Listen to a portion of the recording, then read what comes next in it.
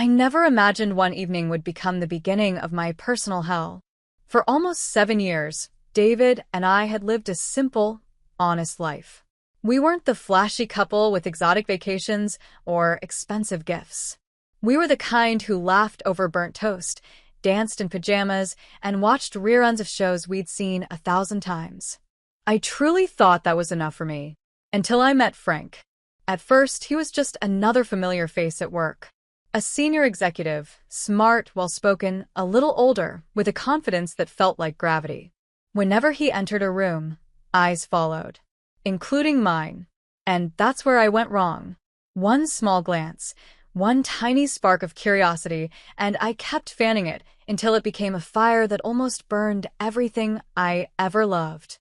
For weeks, I lied to myself. I called it friendship. Harmless compliments, innocent laughter, a free coffee, then lunches, then dinners. And then, the day he kissed me, I didn't pull away. That kiss haunted me in every moment. When David kissed me, I used to melt. But now my mind compared them. My heart was cheating long before my body planned to, and I hated myself for that. That Thursday night, David and I were preparing dinner, like always. He was slicing ham and cheese. I was chopping onions. He was humming some old song off-key. I should have been happy, but guilt suffocated me. It pushed through my chest until the words spilled out. David, we've been married almost 7 years, and we've always been honest, right? He looked up with those warm eyes that never suspected the worst of me. Eyes I was about to stab with a truth he didn't deserve. I met someone. The way the knife fell from his hand, metal clattering on the counter, echoed inside me like a gunshot. His face drained. My heart almost begged me to take the words back. But I didn't. I kept talking. I confessed about Frank. Lunch. Dinner. Feelings. And then the kiss. Watching his heart break in real time made my own chest ache. I thought admitting the truth early would make it less painful. Instead, it felt like stabbing him slowly. When I told him I was leaving the next morning with Frank to Las Vegas, the way his breath hitched, it killed something inside me. I kept saying sorry, sorry, sorry. But every sorry was like pouring acid on his wounds. He asked me if I still loved him. I did. God, I did. But love had gotten mixed up with selfishness, boredom, romance fantasies I should have never entertained. And I told him I was confused. I didn't know what I felt anymore. He asked if Frank knew I was married. I nodded like a coward. Then came his anger, not shouting, not violence, just cold, sharp truth. He said Frank wasn't a nice guy. He said men like him hunt taken women for sport. He warned me about ruining everything we built.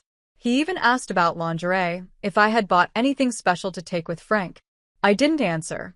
The silence told him enough. And then, the worst question. If I beg you to stay, would you? I looked down and shook my head.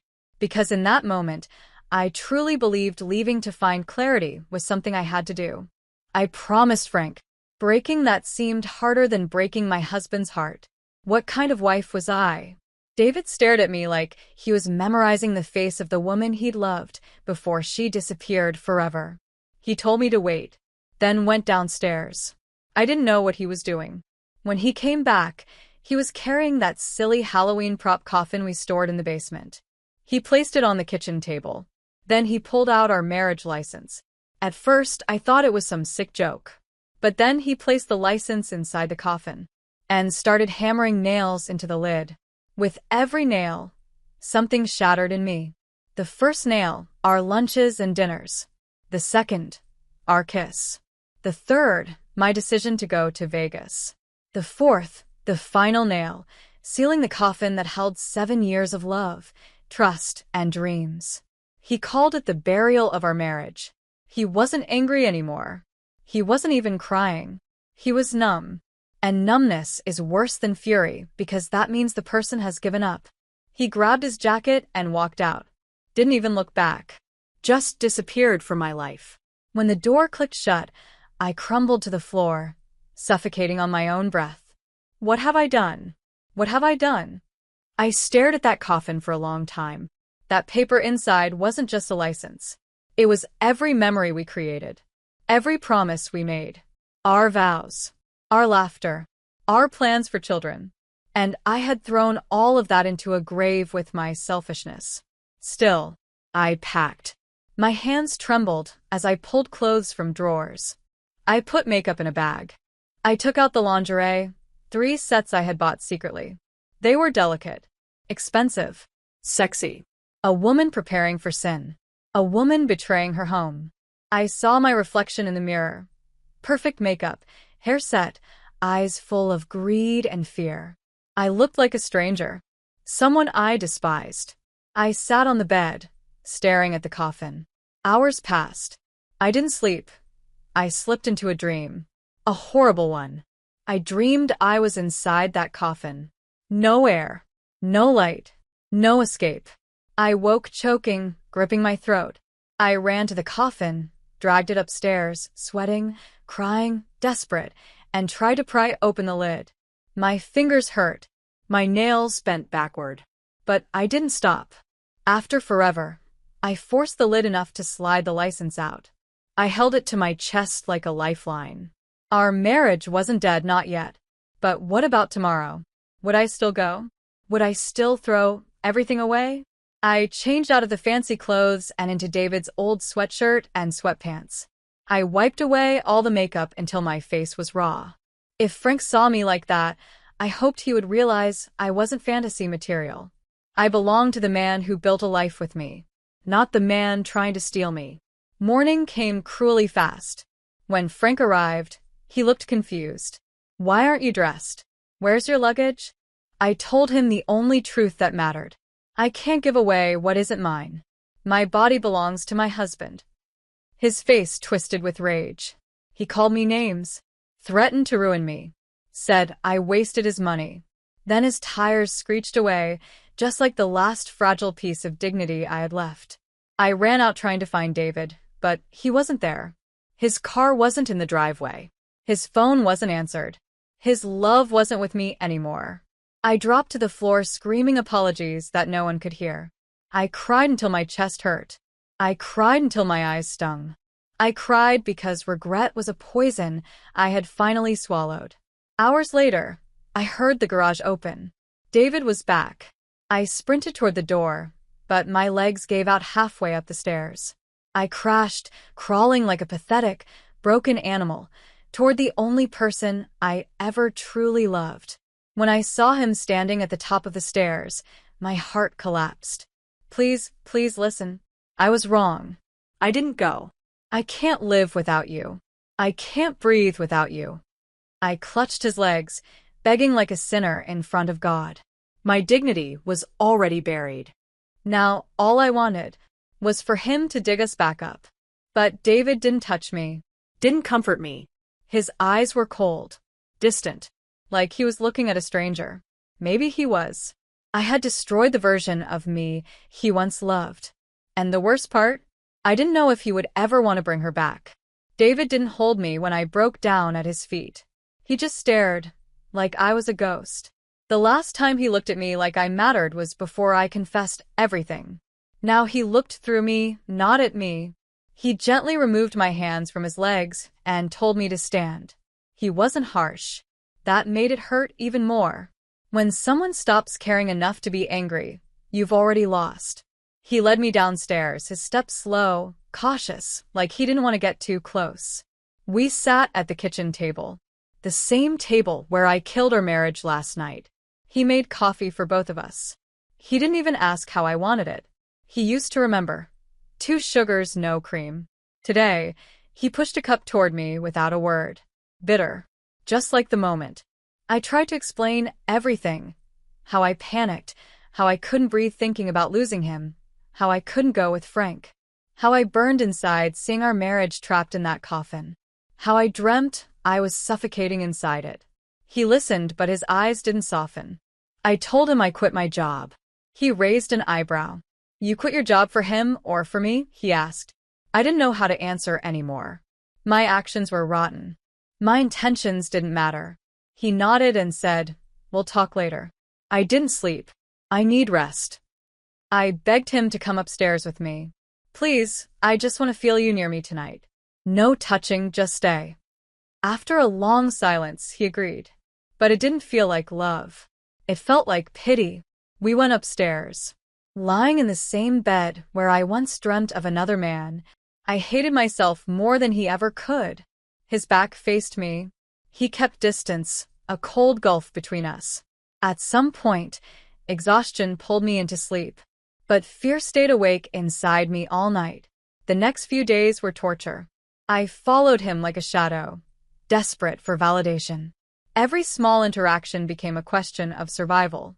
Would he smile at me today? Would he speak more than one word? Would he look at me without disgust? Most times, the answer was no. He left early for work, came home late, ate without me, slept without touching me. I cooked his favorite meals. He barely tasted them. I apologized every hour. He barely acknowledged it. I tried to hug him once. He stepped back like my touch was poison.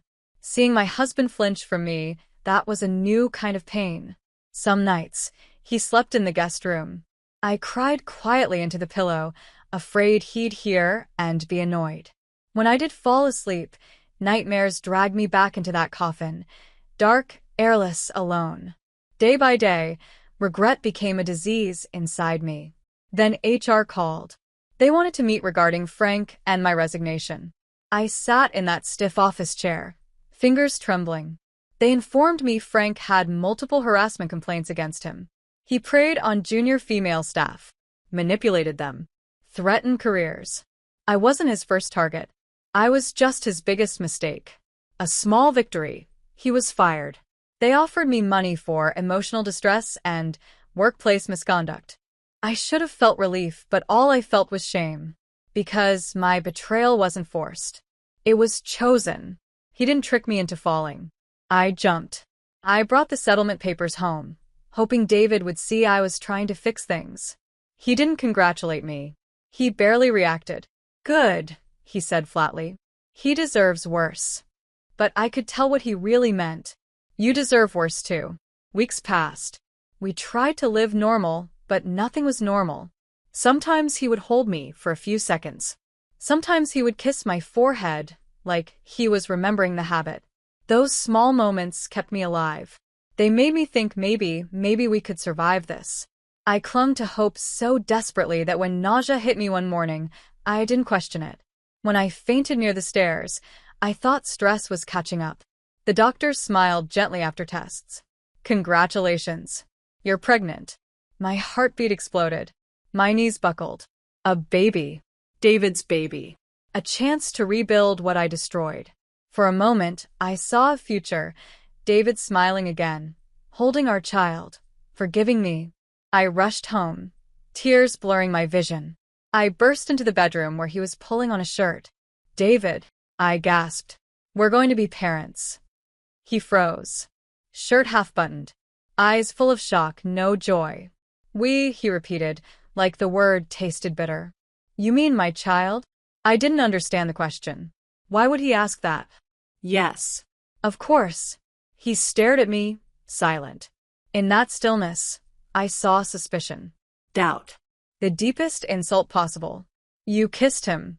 You almost slept with him. Maybe you would have if I hadn't confronted you. How am I supposed to know this baby is mine?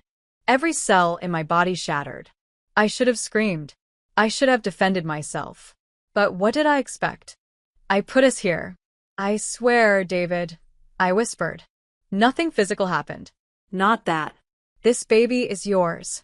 Only yours. Please believe me. He didn't yell. He didn't hit. He just turned away. I'll take care of everything, he said, voice ice cold. But don't expect me to forget what you did. That night, he slept in the guest room again. I hugged my stomach and cried silently. Not just for me. For our child, who already suffered for a mistake they never made. Months crawled by. My belly grew. David's love shrank. When the baby kicked, he barely looked. When I held his hand to feel it, he pulled away. He came to doctor appointments, but more like a chauffeur than a father. The day labor started, I squeezed his hand and screamed his name. He didn't preach comfort. He didn't wipe my tears. He just stood there, fulfilling duty. Our baby was born healthy. A little girl. Beautiful. Innocent. Perfect. David held her for 10 seconds before handing her back. She deserves a better mother, he whispered. Those words stabbed deeper than any knife. I tried harder after that. I stayed awake all night for feedings. I cooked, cleaned, cared, and he kept a wall around his heart. Every time I asked if we were okay, he responded with silence. Silence that punched harder than shouting. One evening, after putting the baby to sleep, I walked into the living room. David was sitting with documents spread across the table. Legal-looking pages. My stomach twisted. He didn't hide them. He wanted me to see. Divorce papers. He placed a pen beside them and said, without emotion, "You broke our vows. This is what's left." I collapsed into a chair. David, please. We have a daughter. We can heal. I'll spend my whole life proving I love you. You had one life, he said. You threw it away. I sobbed, clinging to his arm. I don't want to lose you. I can't lose you. He removed my hand like peeling off something dirty. You already lost me. Sign them. We'll share custody. You'll get settlement for childcare support. But my life moves on. Is there someone else? I asked, terrified. No, he said. But there will be. And when there is, I won't hide anything from her. I'll tell her how my wife destroyed me, and how I rebuilt without her. I begged. I cried. I screamed. He walked away. The next morning, he took the baby to daycare and left the divorce papers on the table again. A pen beside them, like a knife beside my heart. I stared at those papers for hours. Signing meant admitting I destroyed everything. Not signing meant dragging him through a life he didn't want. Either way, I lost. Hands shaking, I signed my marriage out of existence. Each letter of my name looked like a gravestone. I called David after. Voice broken. It's done. Good, he said and hung up. The day he moved out, he didn't say goodbye. He kissed our daughter goodbye. Not me. He didn't even look at me. He left with his car filled with boxes. New clothes. New hope. A new future that didn't include me. I stood at the doorway, like a widow watching a funeral. Except the death wasn't his. It was mine. I thought maybe he would look back one last time. He didn't. His car vanished around the corner. And that was the moment reality finally crushed me. David didn't need to yell, or hurt, or cheat back, to destroy me. He killed me with indifference. I walked inside. The house echoed. Empty. Cold. A stranger's house where love once lived. I sank to the floor, arms wrapped around myself, rocking like a child. My punishment wasn't prison. It wasn't loneliness. It was knowing I had everything, and I threw it away. David leaving should have been the end of the pain. But it was only the beginning. For the first few weeks after the divorce, I lived on autopilot. Feed the baby. Change diapers. Cry in the bathroom where the walls could keep my secrets. I avoided mirrors. The woman reflected there wasn't me. She was the ghost of the wife I murdered with my own hands. People asked questions. Neighbors whispered, "Where's your husband?" He left her. She cheated. Every look felt like a slap. Every whisper like a knife. I walked with my head down, as if eye contact would expose my sins louder. Work became the next battlefield. Some colleagues who once admired me now watched with disgust. A few pitied me. That somehow felt even worse. Frank's name was poison. Mine was the stain left behind. I tried to focus on my daughter. She was the only light in the darkness I created. But every time she smiled, all I saw was David's eyes. A constant reminder of the love I destroyed. I tried calling David, just to hear his voice, to know he was breathing the same air as me. But the calls went straight to voicemail. I texted pictures of our daughter. Small milestones. First laugh. First toy. He responded occasionally, with one-word answers. Nice. Okay. Busy. Those words used to be full of meaning. Now they were doors slammed in my face. I waited for weekends when he came to pick her up for his custody time. I tried to greet him at the door, try to smile, try to be strong. He never looked at me longer than necessary. He never stepped inside. He never asked if I was okay. When he held our daughter, his face softened. When he handed her back, his heart hardened. Sometimes he didn't even look up from the car seat buckle. "Thanks," he'd say, then drive away. I stood there waving until the car disappeared. No one waved back. People told me time heals everything. They were wrong. Time doesn't heal. It remembers. One night, I woke from a nightmare. The same coffin, the same darkness. I stumbled into the hallway, dizzy and cold. As I passed the guest room where David used to sleep when he couldn't bear to be near me, I broke down. I slid to the floor, hugging my knees, shaking. I missed him so much it felt like physical sickness. But missing someone doesn't bring them back. Regret doesn't resurrect love. I tried meeting men again, not for love, just to feel like I wasn't invisible. But every time one of them leaned closer, every time lips brushed my skin, I froze. This mouth once kissed David. This body once belonged to him. How could anyone else touch me? I would flinch, apologize, and run home to cry into a pillow that still smelled faintly like him. It didn't matter how many showers I took. Guilt doesn't wash off. I learned quickly. A woman who breaks her marriage never stops breaking afterward. Then one day David arrived to pick up our daughter. But he wasn't alone. A woman sat in the passenger seat of his car. Young, beautiful, confident. Her eyes sparkled when she turned to him. His hand rested lightly on her knee. He smiled, the smile I hadn't seen in years. The smile that used to belong to me. It hit me like a punch. He had rebuilt himself. Without me. Every beat of my heart screamed. No. Not her. I can change. I can be better. Please don't love someone else. But those pleas had no audience. He walked up to the door and said casually, "We'll be back tomorrow evening." He didn't mention her. He didn't owe me anything anymore.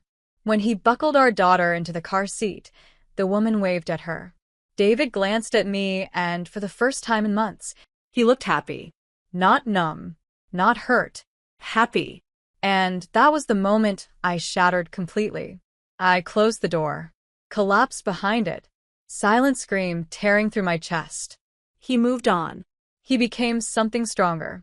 I became the cautionary tale. Months passed. His new partner became permanent. A bright future took root in his life. A future I once promised, but never delivered. He had new pictures on social media, restaurants, beaches, theme parks, smiles that didn't include me. I stopped posting anything. What was there to share? Misery doesn't trend well. Our daughter grew, learned new words. Dada came before mama. It should have made me proud. Instead, it destroyed me. She loved the parent who stayed strong. She tolerated the one who fell apart. David would send videos of her giggling at parks. My phone remained silent except for those clips. Love only arriving in small digital packages. Sometimes, she'd bring home drawings from daycare. A happy family, mommy, daddy, child, like nothing had happened. She didn't understand divorce yet. She didn't understand why daddy lived somewhere else with someone new. One day, she asked me, "Mommy, why you cry?" Because I threw away the only man who ever loved me. Because he became better and happier without me.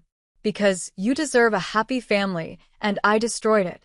Because every breath hurts now. But I smiled and told her, "Mommy's just tired." She hugged me with her tiny arms. Forgiveness in its purest form. Something I didn't deserve. On our 7th anniversary, the date we once celebrated with candles and dancing, I sat alone at the dining table. Same table where I confessed the affair. Same table where our marriage died. I poured a glass of wine and stared at the empty chair across from me. I saw memories like ghosts. David laughing so hard he snorted. David feeding me burnt toast. David twirling me clumsily in the kitchen. David setting our marriage license into a coffin with shaking hands. I whispered to the silence, "I'm sorry, David. I'm sorry. I will always be sorry." The wine tasted like regret. Years passed. David eventually married that woman, the same one who sat in the passenger seat while I watched from the doorway. He built the life I once dreamed of, but better. Their wedding photos were beautiful, she glowed. He glowed. Our daughter looked so happy standing between them. That photo burned deeper than any flame. David didn't destroy me with anger or revenge. He destroyed me by proving one truth. I was never his happy ending. I was the wrong chapter he needed to close. Every night, I sit on the bed and look at the spot where he used to sleep. The spot that is now permanently cold. Sometimes I open the drawer where I keep the one thing I saved, our wedding license. The edge is worn, the ink faded. I smoothed it out and placed it beside my heart. That certificate once declared I belonged to him. Now, it only reminds me I no longer belong anywhere. I imagine a world where I never kissed Frank, where I never lied, where David still looked at me like I was his everything. But reality whispers harshly. You chose wrong. You lost everything. Live with it.